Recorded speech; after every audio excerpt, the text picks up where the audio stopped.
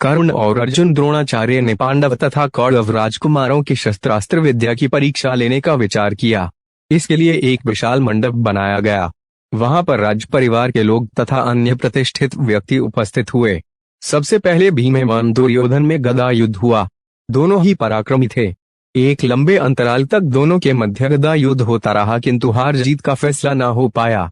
अंत में गुरुवार द्रोण का संकेत पाकर अश्वत्थामा ने दोनों को अलग कर दिया। गदा युद्ध के पश्चात अर्जुन अपनी धनुर्विद्या का प्रदर्शन करने के लिए आए। उन्होंने सबसे पहले आग्नेयास्त्र चलाकर भयंकर अग्नि उत्पन्न किया, फिर वरुणास्त्र चलाकर जल की वर्षा की, जिससे प्रज्वलित अग्नि का शमन हो गया।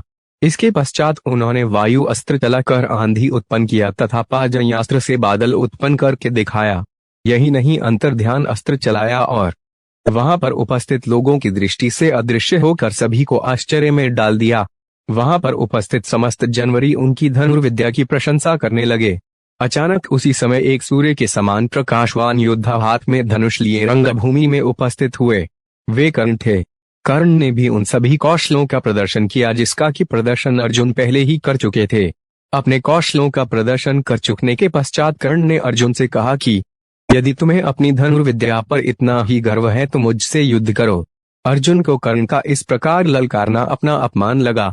अर्जुन ने कहा, बिना बुलाए मेहमान की जो दशा होती है, आज मैं तुम्हारी भी वही दशा कर दूंगा। इस पर कर्ण बोले, रंग मंडप सबके लिए खुला होता है, यदि तुम्हें शक्ति है तो धनुष उठाओ। उनके इस विवाद को सुनकर नीति मर्मज्ञ कृपाचार्य बोल उठे, कर्ण, अर्जुन कुंती के पुत्र हैं।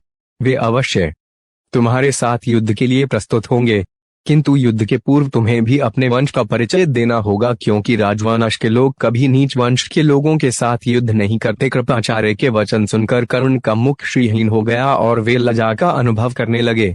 कर्ण की ऐसी हालत देखकर उनके मित्र दुर्योधन बोल उठे, हे गुरुजनों एवं उपस्थित सज्जनों, मैं तत्काल अपने परम मित्र कर्ण को अंग देश का राजपद प्रदान करता हूँ।